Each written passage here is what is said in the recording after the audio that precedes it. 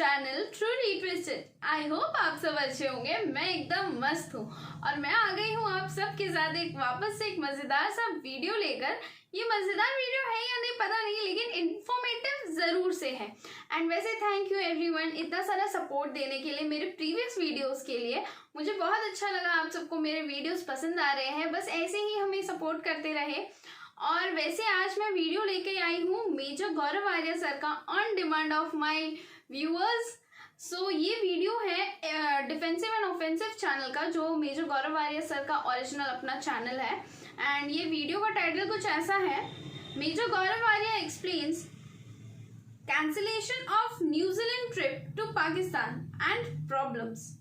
सो चलिए देर ना करते हुए इस वीडियो को स्टार्ट करते हैं एंड देखते हैं इस वीडियो में क्या है जानने को। So let's begin.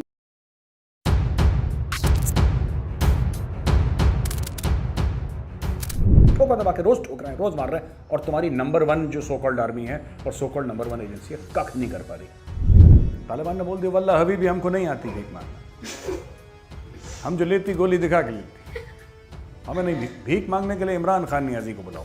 तो नियाजी को रख रखा है। तो मैं तो सलाम पेश करना चाहूँगा तालिबान को। मेरा सलाम है आपको, आपने पाकिस्तान के प्राइम मिनिस्टर, एक एटमी रियासत के प्राइम मिनिस्टर को लगाया भीख मांगने के लिए, और मांगता है। लेकिन ये एजेंसी जो है क्रिकेट मैच नहीं करवा पाई, पर है नंबर 1। मानते हैं 14 साल से क्रिकेट मैच जिसको भी जाते हैं पैसे वैसे दे के बुलाते हैं, अपने बलबूत पे क्रिकेट मैच नहीं करवा पाई। नंबर 1 एजेंसी है, इंटेलिजेंस एजेंसी वर्ल्ड की, नो डाउट। और जो पाकिस्तानी भाई बहन हैं उनके लिए 2 पैगाम हैं। पहली चीज़ तो वो जो क्रिकेट का कप है, मैं ये कहना चाहता हूँ कि द कप वॉज फैंटास्टिक, वो बड़ा अच्छा कप है, ठीक है। ये चाय पीते पीते ज़रा उस कप को देखिएगा, T is also fantastic and the cup is also fantastic. Number 1 और नंबर 2 जो दहशतगर्दों की वजह से मैच कैंसिल हुआ है, उनकी तरफ से एक पैगाम है, इंशाअल्लाह द बॉयज़ प्लेड वेल। इन लोगों ने एक फतवा निकाला भाई, और फतवा क्या था कि जो भी पाक फौजी मरेगा उसको अगर किसी ने उसका नमाज जनाजा पढ़ा, किसी मौलवी ने उसको सुपुर्द खाक किया, यानी कि उसको दफनाया ज़मीन के अंदर, वो इस्लाम से खारिज हो जाएगा, उसको बाहर निकाल देंगे। क्योंकि अकॉर्डिंग टू मौलाना अब्दुल अजीज़, ये जो तहरीक तालिबान के फ़ाइटर्स हैं, तहरीक तालिबान पाकिस्तान के जो फ़ाइटर्स हैं, ये तो इस्लाम के लड़ाके हैं, ये तो मुजाहिद हैं, ये तो गाजी हैं, और उनके खिलाफ लड़ने वाली पाक फ़ौज काफिरों की फ़ौज है, इसलिए पाकिस्तानी फ़ौज वाजिबुल कत्ल है। मौलाना अब्दुल अजीज़ कह रहे हैं, इंटरव्यू ले रहा है एक लड़का उनका, और वो कह रहे हैं कि कुरान शरीफ ये कहता है कि तुम टेररिज्म करो, और ये जो ये मौलाना है ये अपने जो बच्चे हैं वहाँ पे उनको भी यही चीज़ सिखाता है, इसीलिए पाकिस्तान के अंदर इतना गदर है। जय हिंद दोस्तों, मैं हूं मेजर गौरव आर्या और आप देख रहे हैं डिफेंसिव ऑफेंस। लाइक करिए, सब्सक्राइब करिए, बेल आइकन दबाना बिल्कुल मत भूलिएगा। तो वैभव हुआ ये कि न्यूजीलैंड वाले पहुंचे वेन्यू पे और टॉस के पहले गायब हो गए। टॉस के पहले क्यों गायब हुए, इसके पीछे भी एक स्टोरी है, और 2-3 चीज़ें हैं जो हमें पता होनी चाहिए। पहली बात तो ये कि एहसानुल्लाह एहसान जो तहरीक तालिबान पाकिस्तान का था, फिर पाकिस्तानी फ़ौज की कस्टडी में रहा, फिर भाग गया। उसकी एक फेसबुक पोस्ट आई थी कुछ हफ्ते पहले, और उसने बोला था कि न्यूजीलैंड की टीम पे एक कातिलाना हमला या सुसाइड बॉम्बिंग हो सकती है। नंबर 1 एजेंसी के जो है ISI, बिल्कुल बिल्कुल नंबर 1 तो हम सब मानते हैं कि बाकी दुनिया में सब नंबर 10 है, 1 to 9 पाकिस्तान है, जिसमें से नंबर 1 है ISI। अच्छा, हम जब ऐसा बोलते हैं तो पाकिस्तानी बड़े खुश होते, देखो मेजर गौरव आर्या ने हमें नंबर 1 बोला। जलील कर रहा हूँ, ये तरीका है लखनऊ वालों का जलील करने का, प्यार से भेगा भेगा के धीरे धीरे से हौले हौले से हम लोग जलील करते हैं। खैर कोई बात नहीं। तो क्या हुआ वैभव की एहसानुल्लाह एहसान ने फेसबुक पोस्ट पे लिख दिया, इन्हीं का गुर्गा था ये, फिर इन्हीं ने उसको कैप्चर करा, फिर भाग गए। उसके पीछे एक और कहानी है जहाँ पे ISI का कर्नल इसको कह रहा था कि तो हम तुम्हें हिट लिस्ट देंगे, तुम मारो ये सब, तो हम उसमें नहीं जानते। खैर न्यूजीलैंड की इंटेलिजेंस को पता लगा वो नंबर 1 नहीं है, जैसे ISI नंबर 1 नहीं है। तो न्यूजीलैंड की इंटेलिजेंस को पता लगा, और न्यूजीलैंड की इंटेलिजेंस ने डायरेक्ट कांटेक्ट करा एहसानुल्लाह एहसान से, ऐसा सुनने में आ रहा है। तो एहसानुल्लाह एहसान ने सब कुछ बता दिया कि साहब ये प्रूफ है, ये सबूत है, आप अगर आपको समझ में आता है तो ठीक है, नहीं आता कोई बात नहीं। तो उन्होंने प्रूफ देखा। एक इंटरसेप्ट हुआ जो MI6 का था, ब्रिटिश इंटेलिजेंस। MI6 लोग उससे जानते हैं जो कि फिल्मों में जेम्स बॉन्ड जिसका है, रियल लाइफ में तो खैर जेम्स बॉन्ड नहीं है। तो कहते हैं कि जो हाई कमीशन था इस्लामाबाद में, यूके का, वहाँ पे MI6 के सोर्सेस को पता लगा, उन्होंने भी बताया न्यूजीलैंड वालों को कि जनाब ऐसा हो गया, ऐसा हो गया, ये हो गया। तीसरी चीज़ जो बहुत इंपॉर्टेंट है कि रावलपिंडी पुलिस ने, आई थिंक एडिशनल आईजी या कोई सीनियर रैंक का ऑफिसर, उसने क्या करा कि that officer also sent out a circular, उसने भी सर्कुलर भेजा और उस सर्कुलर में क्लियरली लिख रखा था कि इनको खतरा है, इनकी जान को, इनके ऊपर अटैक हो सकता है। उसने न्यूजीलैंड क्रिकेट टीम साफ साफ लिखा है। तो देखिए, अंग्रेज़ों ने भी यही बात बोली, न्यूजीलैंड वालों ने भी यही बात बोली, पाकिस्तानियों ने भी यही बात बोली, और जो पाकिस्तान के सपोले पैदा हुए हैं तहरीक तालिबान पाकिस्तान, एहसानुल्लाह एहसान, उसने भी यही बात बोली। अब इशू क्या है वैभव इसमें? इशू सिंपल सी ये बात है कि जब सब लोगों ने बोली तो ये सिकंदर बख्त और शोएब अख्तर और जितने पुराने खोखे हैं, चले हुए खोखे, टूटे हथियार, ये लोग गए और आई वॉज वेरी सरप्राइज्ड। मैं भी देख रहा था एक में शोएब अख्तर को, ही वॉज सेइंग कि ISI नंबर 1 एजेंट। पता नहीं, आपने दुनिया देखी है, शोएब अख्तर तो बहुत बड़ा स्टार है और एक ज़माने में बहुत बड़े फ़ैन हुआ करते थे इस इंसान के। इतना पढ़ा लिखा आदमी, पढ़ा लिखा इन द सेंस कि दुनिया उसने देखी है, दुनिया भर में घूमा है, कितने मुल्कों में घूमा होगा शोएब अख्तर। फिर वो ऐसी हल्की बात करे कि नंबर 1 नंबर 2, जैसे कोई कंपटीशन हुई होगी रावलपिंडी में जिसमें ISI नंबर 1 है, ऐसी फालतू की बच्चों जैसी बातें करते हैं। खैर, अब क्या हुआ कि ये लोग, इन्होंने मना कर दिया कि हम नहीं खेलेंगे, ये लोग वापस हो गए। साहब, इंडिया की साजिश, उसका भी कारण है वैभव। ये जो पूरा मामला है ना इंडिया की साजिश का, it's got very deep cultural roots also in Pakistan. एक साइकोलॉजिकल रूट्स हैं, कल्चरल रूट्स हैं। एक पॉपुलेशन को जिसको आपने नफरत पे पाला हो, एक पूरी जनसंख्या को, एक आवाम को जिसको आपने नफरत का चूरन खिलाया हो ना, लगातार दर लगातार, उसको अगर आप बोलेंगे कि MI6 को पता लगा, उसने न्यूजीलैंड को बोला, एहसानुल्लाह एहसान भाग गया फेसबुक, वो इतना समझना नहीं चाहता, वो इतना समझना नहीं चाहता वो। उसके लिए क्या आसान है? उसके लिए ये आसान है कि सब इंडिया की साजिश थी। जब किसी कौम को 75 सालों से आपने भारत के खिलाफ, हिंदुओं के खिलाफ जहर खिलाया हो, पिलाया हो, तो वो तीसरी चौथी जो नस्ल निकल रही है वो यही सोचती है। आप पाकिस्तान स्टडीज़ की मैंने किताबें देखी and I was very shocked. This is the level of hatred, right, which is all right. मतलब हमें कोई फ़र्क नहीं पड़ता, आप हेट करो तो खुद आप करते रहो, हमें क्या फ़र्क पड़ रहा है।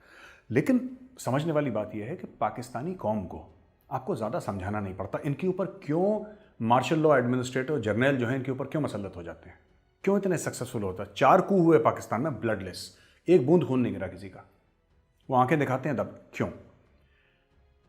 क्योंकि जब आप उनको ये कह देते हैं कि भारत की साजिश है, तो उसके बाद पाकिस्तानियों को किसी लॉजिक की ज़रूरत नहीं है। They don't need any logic. बस आपको ये कहना है यहूदी की साजिश है, हिंदू की साजिश है, भारत की साजिश है, इजराइल की साजिश है, अमेरिका की साजिश है। बस ये 4-5 साजिशें उनको सिखा दो, उसके बाद बाजवा साहब 3 साल की जगह डायरेक्टली 10 साल का एक्सटेंशन लें, उनको 2 रुपये का फ़र्क नहीं करता। खैर नहीं हुए तो उन्होंने बोल दिया। ये शोएब अख्तर, सिकंदर बख्त वगैरह जितने भी पुराने ये थे खिलाड़ी अपने रिटायर्ड, इन लोगों ने बोलना शुरू कर दिया और बड़े गुस्सा कि साहब क्रिकेट की मौत हो गई है, इसकी मौत हो गई है। अच्छा, दूसरी लेवल पे जो इनके सो कॉल्ड स्ट्रेटेजिक थिंकर्स हैं, they should be called tactical thinkers, they are not strategic by any measure. 2-3 हैं जो बहुत अच्छा सोचते हैं, वो I really respect, but generally क्या है इनका, they are not right in the head. Strategic thinkers इनके जो सो कॉल्ड हैं, जो अपने आप को स्ट्रेटेजिक थिंकर्स बताते हैं टेलीविजन पे, तो ये लोग आए ये फिर दूसरा चूरन बांटना लोगों में, ये बिक जाता है पाकिस्तान में। इंडिया जैसे नहीं कि जहाँ पे लोग सवाल पूछते हैं, वहाँ पे सवाल पूछने का रस्म है नहीं वैसे पाकिस्तान में, और सवाल पूछते हैं तो बड़े बेवकूफ़ी के टाइप के पूछते हैं। तो क्यों हमारे साथ ऐसा करा, ये किसकी साजिश हो सकती है? इंडिया तो बहुत बड़ा मार्केट है, 15-16 ई लगा के एक मार्केट तैयार करा है कि इंडिया बहुत बड़ा मार्केट है भैया इंडिया। न्यूजीलैंड इंडिया की बात टाल नहीं सकता। BCCI तो गुंडा है, जो इंडिया की जो गवर्निंग बॉडी है, board of cricket control for India, वो बहुत बड़ा एक गुंडा है, उसके पास बहुत ज़्यादा पैसा है, इंडिया पैसे का गेम खेल रहा है। अफगानिस्तान में जो हम लोगों ने करा, हमें उसकी सज़ा मिल रही है, ब्ला ब्ला ब्ला ब्ला ब्ला। अब धीरे धीरे जैसे सच्चाई सामने आई, इनको ना पाकिस्तानियों को ठंडा होने में 4 से लेकर 6 दिन लगते हैं, उसके बाद ये अपने आप ठंडे हो जाते हैं। अब धीरे धीरे ठंडा होना शुरू हो गए। अब वो लेटर भी सोशल मीडिया पे पूरा गर्दिश कर रहा है, क्योंकि भाई तुम्हारी खुद की पुलिस कह रही है, या तो बोल दो कि चिट्ठी झूठ है, ये आप बोल दो ना, आप साफ बोलो कि ये चिट्ठी झूठ है।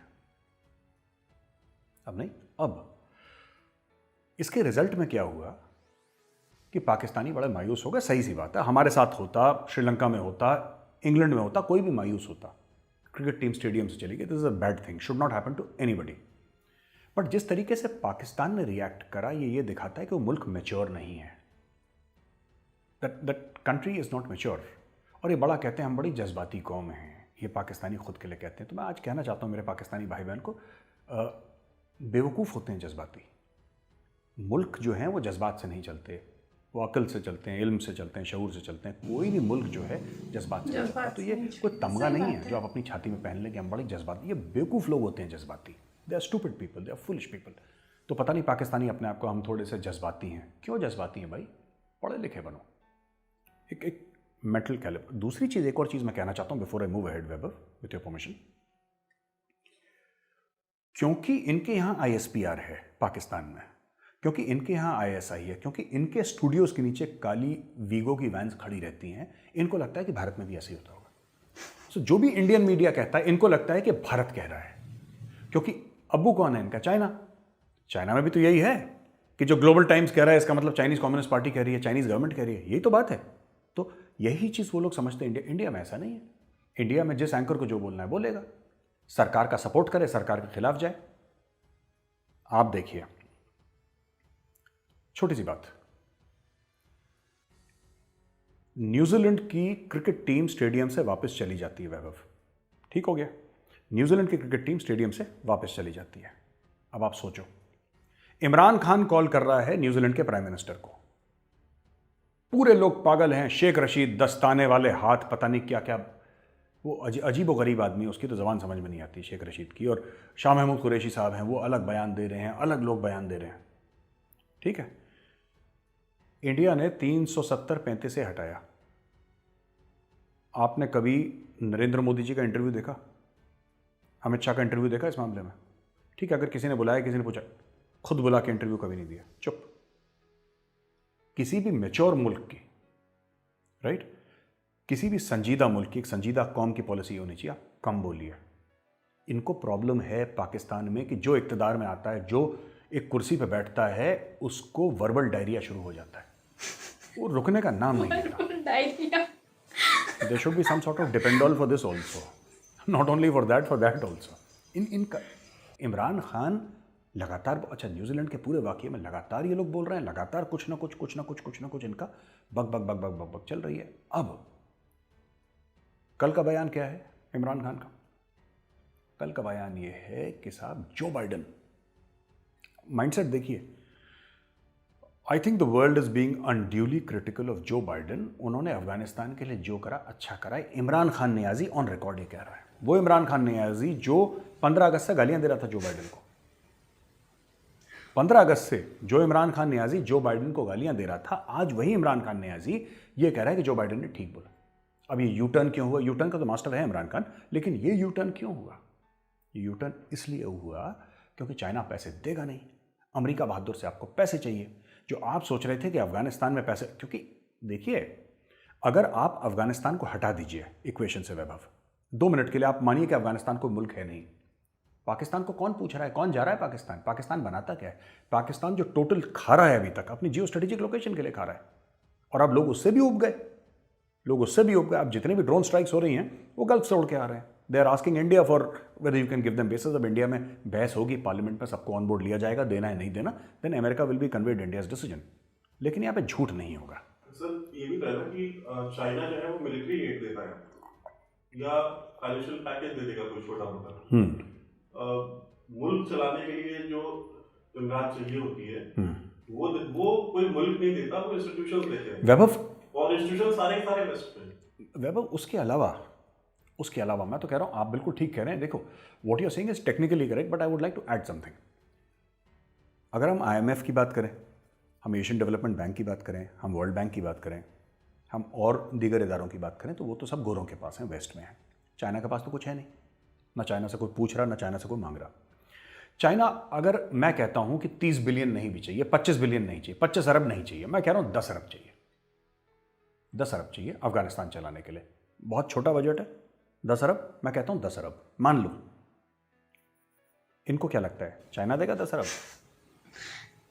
रशिया के पास फॉरेन एक्सचेंज क्राइसिस है, जो पाकिस्तानी अक्सर कहते हैं ना कि रशिया हमारा दोस्त है। मैं तो पूछता हूं पाकिस्तानी से, तुम्हारा दोस्त कैसे हो गया भाई रशिया? तुमने रशिया को दिया क्या है? तुम रशिया को दे क्या सकते हो? तुम दे तो कुछ नहीं सकते रशिया, बस हमारा दोस्त है चाइना और हमारा, ये फालतू में अजीब सी बातें करते हैं। खैर, coming back to the point, हुआ ये है वैभव कि इस पूरे मामले में ना,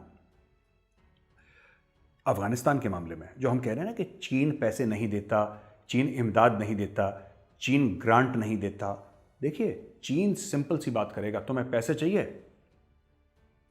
कंधार गिरवी रखो। देखो लेट्स बी वेरी, चीनी लोग बिजनेसमैन लोग हैं, ये तो अमेरिकन हैं जिनके भूत सवार हैं कि we want democracy in Latin America, we want democracy in Afghanistan. China खुद डेमोक्रेसी नहीं है, चाइना तो कहता भैया अपना काम बनता, भाड़ में जाए जनता, नोटों की बात, सही बात, सिंपल सा नोटों की बात करो। आप बताओगे साहब हम आपको इतना दे रहे हैं, आप हमें इसके एवज में क्या दोगे? अफगानिस्तान के पास क्या है देने के लिए? चरस, अफीम, गांजा, कोकेन, हैश, इसके अलावा क्या है? टेररिस्ट? कुछ इंडस्ट्री नहीं है उनके पास, कुछ नहीं है, बहुत सारे टेररिस्ट। चीन से भी अब जो आएगा अमेरिका से आएगा। इमरान खान को यह लग रहा था कि ये चौधरी बन जाएंगे, दुनिया बात करेगी तालिबान से तो हमारे थ्रू करेगी। दुनिया ने डायरेक्ट फोन करना शुरू कर दिया, इनका दिल टूट गया। अब तालिबान वाले भी तो शाणे हैं, अरे वो आतंकवादी है, वो प्रोफेशनल टेररिस्ट है, वो किसका सगा है यार? वो किसका सगा? वो तुम्हारा सगा है? नहीं, वो किसी का सगा नहीं है। अच्छा, इन लोगों ने डायरेक्ट बात करना शुरू कर दी, अब सब लोग उनसे डायरेक्टली एंगेज कर रहे हैं। अब लोग ये भी कह रहे हैं, अब लोग पता है आपको ईरान से बात कर रहे हैं। जब ईरान का फॉरेन मिनिस्टर इंडिया में आया था तो सबसे बड़ी ये बात हुई थी कि आप कितने लिमिटेड वे में चाबहार पोर्ट पे आप शिप्स ला सकते हैं और किस तरीके से आप इनको प्रोवाइड कर सकते हैं एक्सेस टू सेंट्रल एशिया। अगर ईरान मान जाता है, आज नहीं 5 साल के बाद भी, मैं कह रहा हूँ 5 साल ले लो, जो उनका अमेरिका के साथ प्रॉब्लम्स हैं, जो उनके ऊपर सैंक्शंस हैं, जो न्यूक्लियर उनका वो है, इजराइल लॉबी का जो प्रेशर है, वो सब छोड़ दो। मैं कह रहा हूँ 5 साल में अगर ये सॉर्ट आउट हो जाता है, Pakistan will have zero relevance in this world, क्योंकि पाकिस्तान की ना आईटी इंडस्ट्री है, पाकिस्तान की ना फार्मास्यूटिकल की इंडस्ट्री है, पाकिस्तान की टेक्सटाइल इंडस्ट्री डूब गई है, net exporter of food grain has become a net importer of food grain. Pakistan में पानी की किल्लत, पाकिस्तान में बिजली की किल्लत, पाकिस्तान में हर किस्म की किल्लत है। आज की तारीख में अगर मैं बोलूं, हर किस्म की किल्लत है पाकिस्तान में। सुन रहे मेरी बात? हर किस्म की किल्लत है।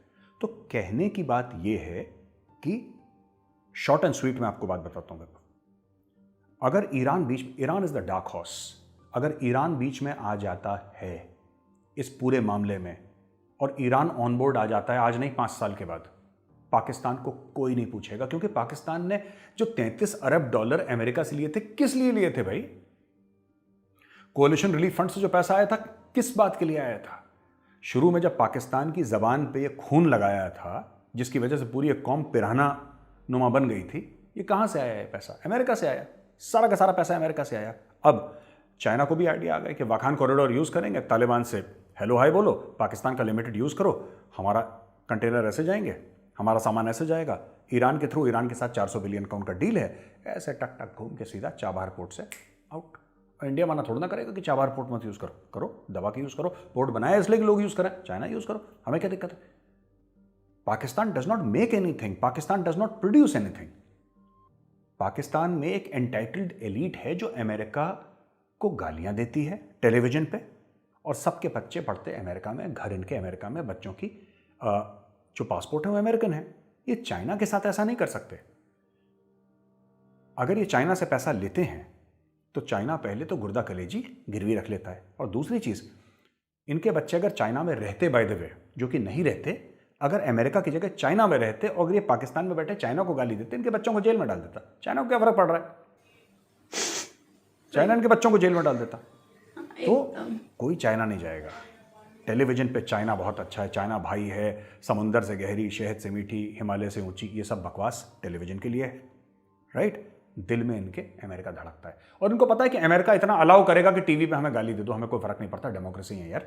तो ये पाकिस्तानी सबके साथ दोगला गेम खेल रहे हैं वैभव। तो वैभव, मौलाना अब्दुल अजीज हैं ये लाल मस्जिद वाले, और जामिया हफ्सा, ये ना वो 2007 में स्टैंड ऑफ हुआ था एसएसजी का, रेंजर्स का, पैरामिलिट्री फोर्सेस, पुलिस शुलिस सब इनके साथ, और ये मौलाना अब्दुल अजीज़ वही हैं जो सलवार कमीज़, लेडीज़ का सलवार पहन के और बुरखा पहन के भागे थे, फिर ये पकड़े गए थे। खैर, बड़ा ख़तरनाक किस्म का आदमी है, तो इसके बारे में हम तफसील से बात करेंगे, लेकिन पहले मैं चाहता हूँ कि हमारे व्यूअर्स जो हैं वीडियो देखेंगे।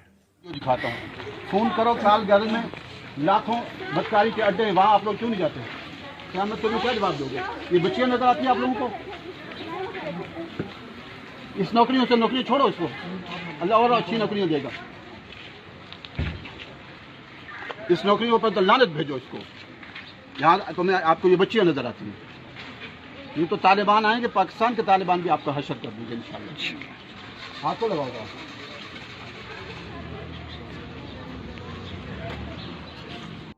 तो दोस्तों, आपने वीडियो देखा। इस वीडियो में वो किस तरीके से धमकी दे रहे हैं। बात सिर्फ धमकी तक महदूद नहीं है। बात ये है कि 2 दिन पहले मौलाना अब्दुल अजीज़ के 500 और मौलवी हैं जो मौलाना किस्म के लोग हैं, उनके अंडर जो उनके सपोर्टर हैं या अपना गुरु मानते हैं उनको, इन लोगों ने एक फतवा निकाला भाई। और फतवा क्या था कि जो भी पाक फौजी मरेगा उसको अगर किसी ने उसका नमाज जनाजा पढ़ा, किसी मौलवी ने उसको सुपुर्द खाक किया, यानी कि उसको दफनाया ज़मीन के अंदर, वो इस्लाम से खारिज हो जाएगा, उसको बाहर निकाल देंगे, है ना। इतनी स्ट्रिक्ट कंडीशंस तो दिल्ली जिमखाना की भी नहीं है जितनी मौलाना साहब ने ठोक दी। खैर नहीं।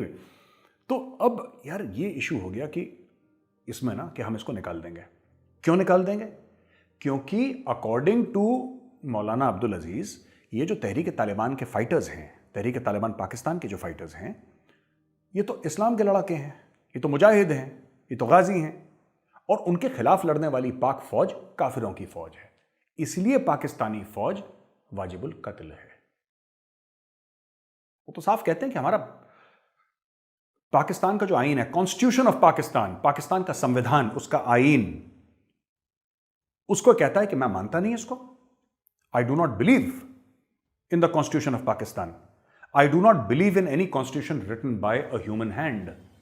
Sovereignty belongs to Allah alone. खुद मुख्तारी अल्लाह की है बस, ये कहता है। मैं चाहता हूँ एक और वीडियो देखें जिसमें क्या कह रहा है कुरान शरीफ के बारे में।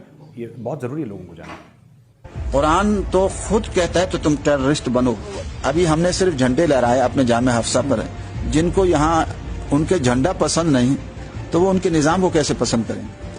ईरान में तागूत, सारा तागूत बैठा है। अच्छा। पाकिस्तान में तागूती निज़ाम मौजूद है, आज शक्ल में मौजूद है पाकिस्तान में। मैं तो उसको इस्लामी समझते नहीं हूँ। मैं तो कहता हूँ ये आइन कुफरिया आइन है। अच्छा। इसका इस्लाम से कोई ताल्लुक ही नहीं है। सुन्नत की रोशनी में शियों के जुलूसों की, शियों के नहीं और किसी जुलूस की भी इजाजत नहीं होनी चाहिए। आप नेक काम कर रहे हैं और नेक काम करने के लिए काफी भी आपका ताउन करते तो उसमें। तो आपने देखा मौलाना अब्दुल अजीज़ कह रहे हैं, इंटरव्यू ले रहा है एक लड़का उनका, और वो कह रहे हैं कि कुरान शरीफ ये कहता है कि तुम टेररिज्म करो। और ये कुछ भी जो ये मौलाना है, ये अपने जो बच्चे हैं वहाँ पे उनको भी यही चीज़ सिखाता है। इसीलिए पाकिस्तान के अंदर इतना गदर है। कुछ महीने पहले पाकिस्तानी फ़ौज ने, पाकिस्तानी नेशनल असेंबली जो उनकी पार्लियामेंट है, उसके अंदर उन्होंने एक प्रेजेंटेशन दिया था, और वहाँ पे आर्मी चीफ भी थे और जनरल फैज़ भी थे जो कि ISI के डायरेक्टर जनरल हैं। और उन्होंने ये बोला था कि तहरीक तालिबान पाकिस्तान और अफ़गान तालिबान है, वो एक ही सिक्के के 2 पहलू हैं, 2 sides of the same coin. आप इनको अलग ना समझें, आप इनको मुख्तलिफ ना समझें। आप ये ना समझें कि एक गुड तालिबान है, एक बैड तालिबान है। There is only the bad Taliban, right. और ये वैभव काफ़ी हद तक आप ये देखेंगे कि ये मामला चल भी गया। कैसे चला है मामला? सबसे पहले जब अफगान तालिबान वाले इक्तदार में आए, पावर में आए, सबसे पहले उन्होंने छुड़वाया TTP को। ये हम पुराने डिफेंसिव ऑफेंस के एपिसोड में बोल चुके हैं। उन्होंने छुड़वाया TTP। तो यार ये हो रहा है ना वहाँ पे। अब ये लाल मस्जिद कहाँ पे? लाल मस्जिद is 3 to 4 kilometres from the prime minister's office oblique residence, Islamabad के बीच में लाल मस्जिद। और आपने देखा कि मौलाना साहब के पास AK-47 है, हज़ारों इनके स्टूडेंट्स हैं, इनके पास तो रॉकेट लॉन्चर है। अब वो RPG-7 नहीं था रशियन टाइम का टक, उनके पास ये पड़े हुए हैं। पिछली बार जब लाल मस्जिद में हुआ था उसके बाद ही तो मुशर्रफ के ऊपर अटैक हुआ था वैभव। लाल मस्जिद पे अटैक करवाया मुशर्रफ ने। तो एक्चुअली ये आई थिंक उस समय शौकत अजीज़ था, कौन था प्राइम मिनिस्टर मुझे याद नहीं है। और इन लोगों ने अंदर भेजे लाल मस्जिद में कुछ लोग ना, प्राइम मिनिस्टर ने, और कुछ लोग अंदर गए थे, सीनियर लोग। तो ये अब्दुल अजीज़ के साथ ये बातचीत करके, इसका भाई भी था जो बाद में मारा गया था ना, इसके साथ बातचीत करके आए। लेकिन मुशर्रफ फिर डील से बैकआउट हो गया और मुशर्रफ ने एसएसजी को बोला अटैक। वो कमांडो टाइप का आदमी, उसने बोला अटैक। एसएसजी घुस गई अंदर। काफ़ी हॉरेंडस कैजुअलिटीज़ हुई एसएसजी की और पाक रेंजर्स वगैरह की, लेकिन कोई बात नहीं, ये लोग चढ़ दौड़े। अब आप समझ लीजिए कि पाकिस्तानी आर्मी नेवी एयरफोर्स में से सबसे लिबरल माना जाता है पाकिस्तानी एयरफोर्स को। सेक्युलर लिबरल, जितना पाकिस्तान के हिसाब से सेक्युलर लिबरल को हो सकता है उनको माना। आर्मी तो उनकी रेडिकलाइज्ड है ही, पूरी जिहादियों की भरी है। जिहाद फी सबीलिल्लाह is their motto. Navy next, और सबसे जिसको माना जाता है ठीक ठाक पाकिस्तानी एयरफोर्स को, प्रोफेशनल भी है और ये सब। इतने लोग परेशान हुए पाकिस्तानी एयरफोर्स के, इतने लोग हैरान हुए इस बात से कि मुशर्रफ की हिम्मत कैसे हुई मौलाना अब्दुल अजीज़ के ऊपर अटैक या चढ़ाई करवाने की लाल मस्जिद पे। पाकिस्तानी एयरफोर्स वालों ने असैसिनेशन अटेम्प्ट कर दिया परवेज़ मुशर्रफ का। वो ब्रिज वाला वाकया जा रहा है, ब्रिज पे और धमाका होता है, ये पाकिस्तानी एयरफोर्स वालों ने करा। पाकिस्तानी एयरफोर्स के सर्विंग पर्सनल, रिटायर्ड नहीं, एक्स सर्विसमैन नहीं, serving personnel of Pakistani air force, they attacked Parvez Musharraf की। अब तुमने मौलाना साहब के ऊपर अटैक करवाया, अब बेटा तुम्हारे ऊपर अटैक करवाते हैं। वो आर्मी चीफ था उस वक्त, राइट? इन्होंने अटैक करवा दिया। अब क्या होता है? What next? आपने आर्मी चीफ पर अटैक करवा दिया। भाई मैं एक बात जानना चाहता हूं कि इसका, देखो वैभव, इसका निचोड़ क्या निकलता है? इसका निचोड़ ये निकलता है कि इन लोगों की जड़ें कितनी गहरी हैं पाकिस्तानी सोसाइटी में। You know, their roots are extremely deep and even in the so called secular fabric. लोग कहते हैं साहब पाकिस्तानी जो लोग हैं, पाकिस्तानी आवाम है, इन लोगों को पसंद नहीं करता। वो अपने चूरन खिलाते हैं ना। इसने कभी उन्होंने कि इलेक्शन में वो कभी नहीं जीते ये पार्टी, ये दाएं बाजू की पार्टियां और ये सब ड्रामा। अरे मैं, ये इलेक्शन में खड़ा कौन होता है? ये तो इलेक्शन को ही हराम मानते हैं लोग यार। मौलाना अब्दुल अजीज़ तो कहता है कॉन्स्टिट्यूशन हराम है तुम्हारा, इलेक्शन हराम है, एक होना चाहिए अमीरुल मोमिनीन और मैं ही हूँगा, बस मुझे बना दो, दैट्स इट, दैट्स इट। अब वैभव बात यह हुई कि मुशर्रफ के ऊपर जब अटैक हुआ ना, मुशर्रफ के ऊपर अटैक हुआ तो जो नंबर 1 एजेंसी है दुनिया की, कौन सी? ISI नंबर 1 है, हम सब लोग मानते हैं। ये तो 3-4 लोग सब बैठे हैं, हम सब लोग मानते हैं भाई। शोएब अख्तर भी मानते हैं नंबर 1 है। नंबर 1 एजेंसी को हवा नहीं लगी थी। किसने बताया परवेज़ मुशर्रफ को कि बेटा तुम्हारी घड़ी बंद होने वाली है? It was the research and analysis wing, और रॉ ने इंफॉर्मेशन दी थी, राइट? लेकिन ये बात पाकिस्तानी करेंगे नहीं, नंबर 1 नंबर 1 नंबर 1। अरे भाई तुम्हारे मुल्क के साथ रोज़ बुरा हो रहा है, तुम्हारी ISI नंबर 1 कैसे है? आपको पता है वैभव, पिछले 8 महीने में there have been more than 85 attacks by the TTP। 85 attacks by the TTP। हर दूसरे चौथे दिन तहरीक तालिबान पाकिस्तान ठोक रहा है, इनके लोगों को मार रहा है। 100-150 से ज़्यादा इनके सिपाही मर गए, लेकिन ISI नंबर 1 है। ISI नंबर 1 है। पता नहीं क्या पागलपन, क्या जुनून, कैसे नंबर 1 यार? वो काम क्या करती हैं ये तो बताओ कि जिससे आप लोग नंबर 1 नहीं। इनको बचपन से, मुझे लगता है पाकिस्तानी स्टडीज़ में ISI के ऊपर एक चैप्टर है कि बेटा ISI क्या है? नंबर 1, बस। नंबर 1 नहीं है, नंबर 2 दिमाग ही यूज नहीं करता है, नंबर 2 की एजेंसी है वो। हाल ही में नवाज शरीफ का बयान आया, लंदन में बैठे हैं नवाज शरीफ साहब, उनका बयान आया है कि पाकिस्तानी फौज को ना इज्जत हजम नहीं होती। डाइजेशन सिस्टम में कोई प्रॉब्लम है पाकिस्तानी आर्मी में। अब यार उनको, और ये मैंने भी देखा है, this is my personal experience also, they can't handle respect. ठीक है, तो रिस्पेक्ट पसंद नहीं आता अब वो है। ग्रेस नहीं रही उस फौज में एक ज़माने में पाकिस्तानी आर्मी में जो होती थी। अब ये तो इतने रेडिकलाइज हो गए। अब हम जब कहते थे, लोगों ने बोला कि यार तुम गलत बोल रहे हो। चेटवुड और काबुल का तो डिफरेंस जो चेटवुड थे ना, फिलिप चेटवुड, वो काबुल नहीं पहुंच पाए, मुझे लगता है he is not reached Kabul. तो एनीवे, एक एंटाइटल्ड फौज जिसको इज्जत हजम नहीं होती यार। जैसे हम लोगों क्या कहते हैं ना, हिंदुस्तान में कहते हैं कुत्तों को घी हजम नहीं होता, इज समथिंग लाइक दैट। अच्छा, हम बोलते तो ये काफिर हैं, हिंदू हैं, साजिश करते हैं, हमारी फ़ौज के खिलाफ बकवास करते हैं। नवाज शरीफ तो 3 टाइम्स, भाई 3 times prime minister of Pakistan, और सेलेक्टेड नहीं, इलेक्टेड। पाकिस्तानियों ने ही इलेक्ट करा ना। वो नवाज शरीफ बोल रहा है, नवाज शरीफ बोल रहा है। ठीक है, आप लोग कह सकते हैं कि वो झूठ बोल रहा है, आप कह सकते हैं कि साजिश कर रहा है, कह सकते हैं कि राह का पैसा लगा हुआ है, आप कह सकते हैं, आपका मन, आपको कौन रोक सकता है भाई, पाकिस्तानियों को आप कह सकते हैं। लेकिन fact of the matter is कि इनको इज्जत हजम नहीं होती। अब देखिए, नहीं होती। SCO समिट में दुशानबे गए, इमरान खान नियाज़ी। इसके पहले थोड़ा सा अफगानिस्तान चलते हैं, दुशानबे बगल में ही है, तो अफगानिस्तान से घूम के हम तजाकिस्तान ले जाते हैं, जिसकी कैपिटल दुशानबे है। हमने बोला कि साहब हकानियों और मुल्ला बरदर की लड़ाई हो गई, तो मुल्ला बरदर को गोली लग गई, चोट लग गई। फिर तो झूठ बोलते हैं, ये इंडियन प्रोपागेंडा करते हैं, एंडिया ये एंडिया वाले प्रोपागेंडा करते हैं। और ठीक है, करते हैं भी, कोई बात नहीं। वो मुल्ला बरदर वैभव जिसको पाकिस्तानी मीडिया खुद दिखा रहा था कि किस तरीके से वो लैपटॉप में पूरा तालिबान का टेक ओवर कर रहा है कंट्री, देख रहा था, प्रेसिडेंशियल पैलेस में बैठ के देख रहा था। 2018 के बाद दोहा की पीस टॉक्स किसने लीड करी? मुल्ला बरदर ने। तालिबान का फेस कौन था? मुल्ला बरदर। बात किसकी हुई थी प्राइम मिनिस्टर बनेगा? मुल्ला बरदर। मुल्ला बरदर जो हर घंटे टेलीविजन पे, 50 तो उसके इंटरव्यूज हैं यूट्यूब पे, मुल्ला बरदर लगातार टीवी के सामने, लगातार कैमरास के सामने, लगातार वीडियो के सामने, लगातार स्टूडियोज में मुल्ला बरदर। वो मुल्ला बरदर गायब हो गया और वो डिप्टी प्राइम मिनिस्टर है अफगानिस्तान का। पर यार एक चीज़ है, मैं तालिबान की एक चीज़ की तो इज्जत करनी पड़ेगी वैभव, चाहे हमारे इख्तलाफात हों उनसे, हम उनको 10 बार बुरा बोलें कि बुरे हैं, टेररिस्ट हैं, जानवर हैं, जो भी हैं, पर एक बात माननी पड़ेगी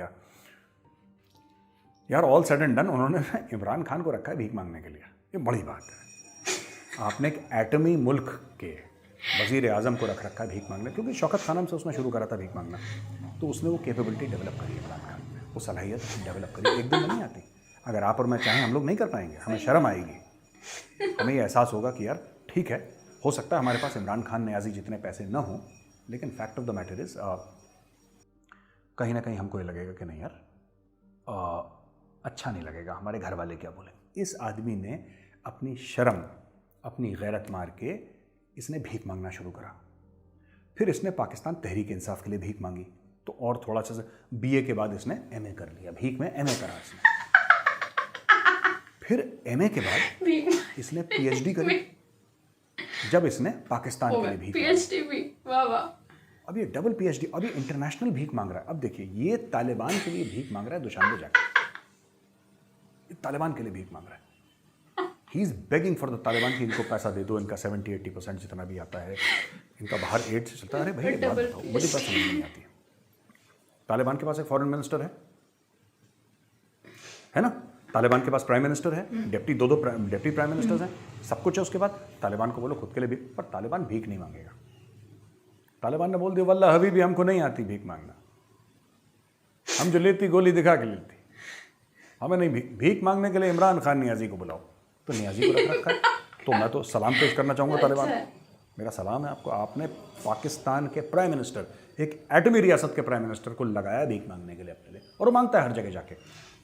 अच्छा, खुद नहीं दे रहा है 1 रुपये भी, है ही नहीं उसके पास बेचारे के पास, वो क्या देगा।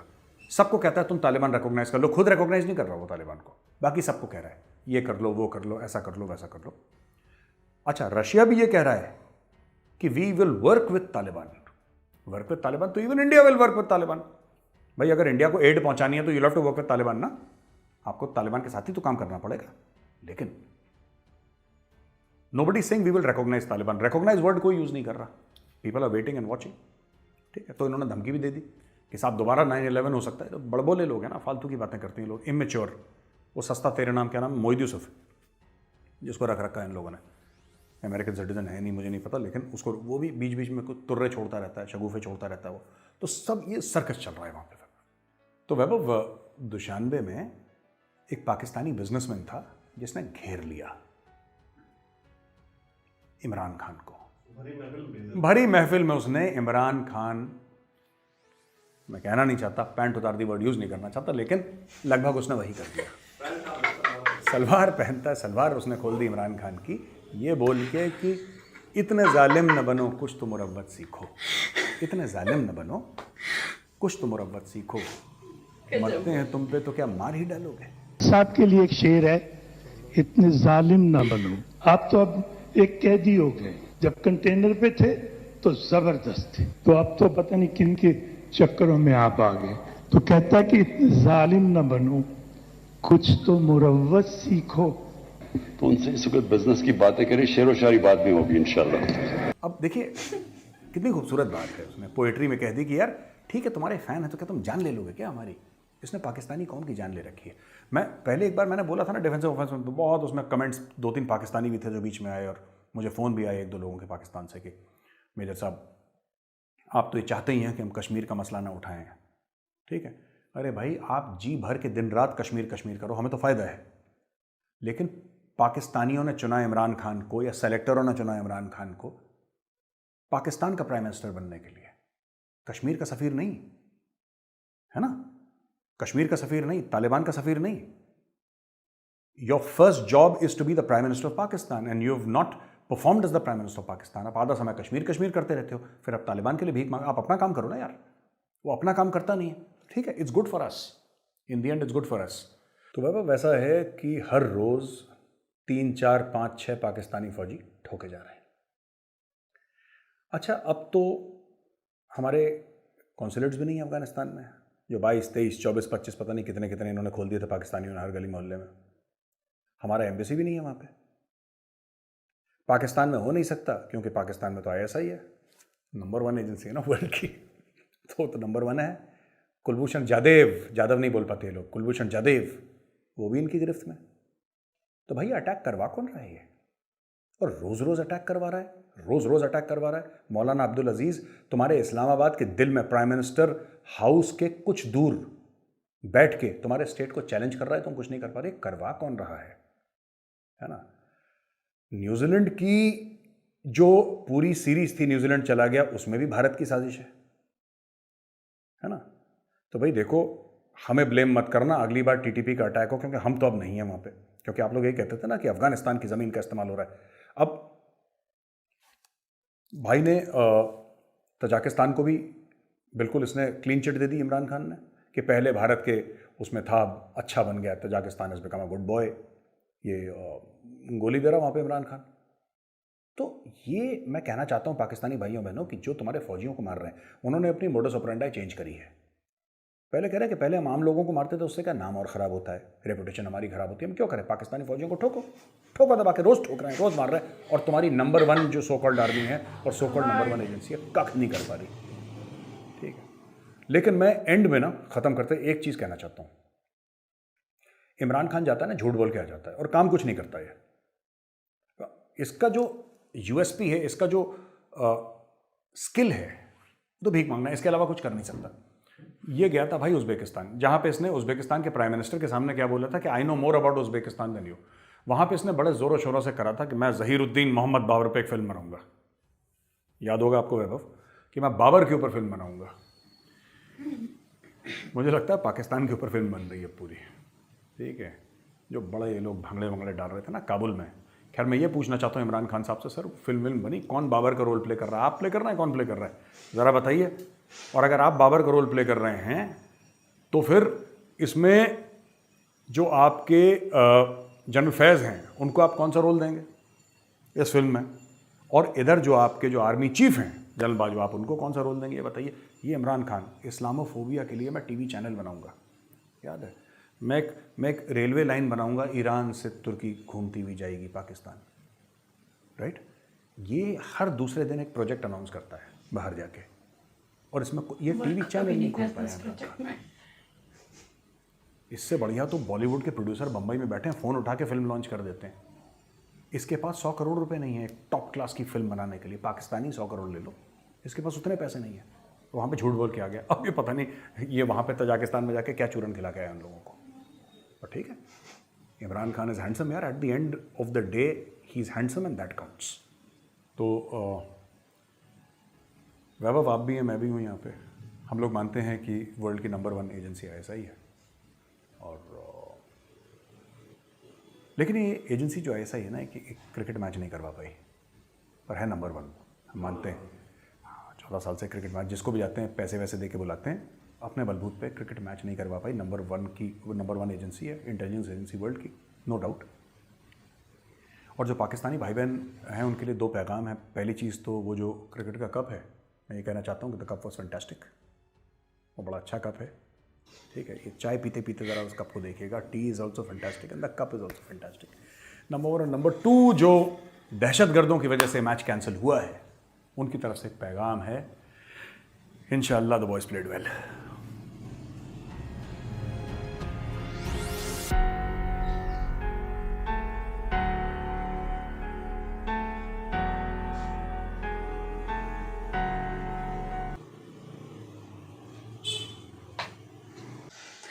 गाइज ये क्या वीडियो था।